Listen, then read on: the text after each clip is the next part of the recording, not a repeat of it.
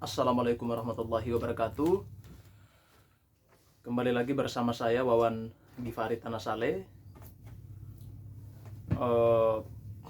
Topik yang akan saya angkat adalah yang berkaitan dengan berita internasional yang lagi viral,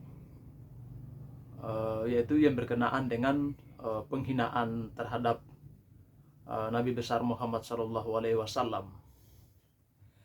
Sebelumnya saya mengajak kita sejenak untuk bersalawat kepada junjungan kita Nabi Allah Muhammad SAW. Semoga kita semua mendapatkan syafaat dari beliau.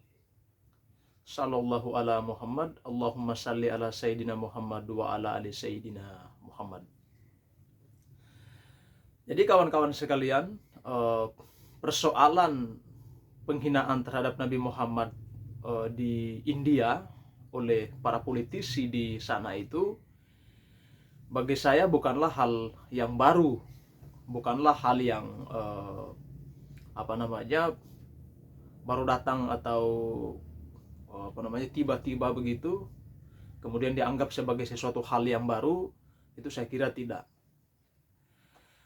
Sepanjang perjalanan peradaban Islam, semenjak Islam itu menancapkan kakinya di bumi Arab, yang arsiteknya kemudian Nabi Muhammad itu sendiri, sampai hari ini Nabi Allah Muhammad SAW itu sudah anggaplah terbiasa dengan berbagai macam penghinaan, caci makian dan lain sebagainya.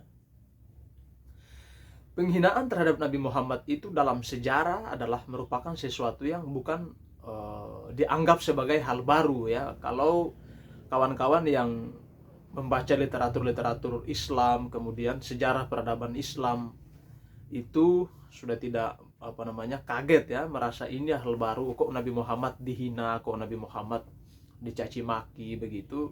Saya kira tidak. Kalau orang yang sudah bersentuhan langsung dengan kajian-kajian peradaban Islam, membaca literatur peradaban Islam, itu merasa bukan hal yang baru. Hanya saja cukup disayangkan mengapa zaman begitu berubah, kemudian perkembangan globalisasi, kemudian modernisasi, orang lagi fokus untuk bersaing secara ekonomi, secara teknologi. Kok ini tiba-tiba muncul topik penghinaan terhadap Nabi Muhammad?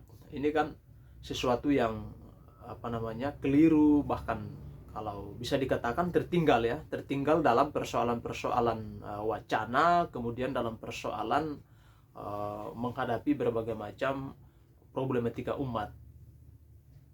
Saya baca beritanya dari CNN terkait penghinaan Nabi Muhammad SAW.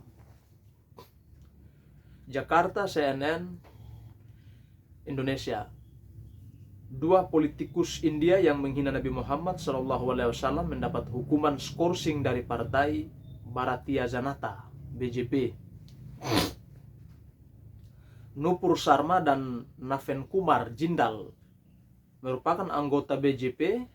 Sharma menjabat sebagai juru bicara, sementara Jindal adalah kepala operasi media. Keduanya melontarkan kata-kata yang menghina Nabi Muhammad SAW. Sharma mengeluarkan pernyataan di sebuah acara debat di televisi, sedangkan Jindal mencuitkannya di media sosial.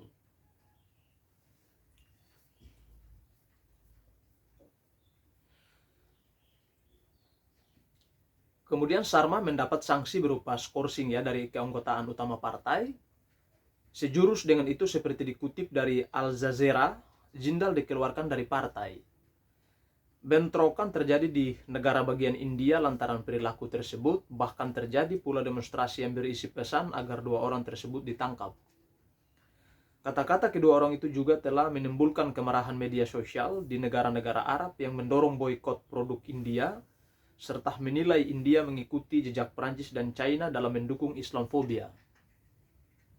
Negara-negara tetangga India seperti Pakistan, Kuwait, Qatar, dan Arab Saudi menyuarakan kekecewaan atas pernyataan kontroversial tersebut. Organisasi Kerjasama Islam turut memberi kecaman keras atas nada penghinaan itu.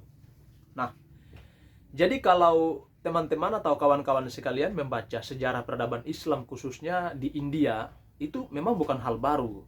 Di abad 1920 itu pernah ada sosok manusia yang mengatasnamakan dia adalah juga nabi ya, dia adalah nabi. Nabi Muhammad itu bukan nabi terakhir, tapi dialah nabi yang terakhir, yaitu Mirza Ghulam Ahmad. Itu orang India juga, lahirnya di Lahore. Jadi kalau kita yang membaca sejarah peradaban Islam, kita yang membaca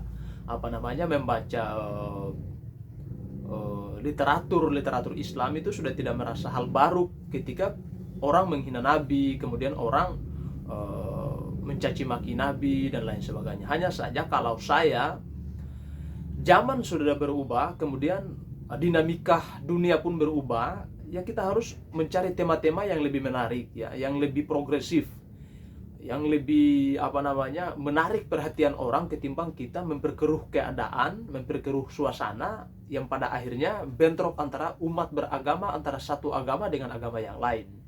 Ini yang sebenarnya tidak boleh di dalam prinsip-prinsip pluralisme, di dalam konteks kehidupan keberagaman. Itu memang tidak boleh ada praktek-praktek seperti ini. Misalnya orang Islam menghina Yesus, itu nggak boleh ya.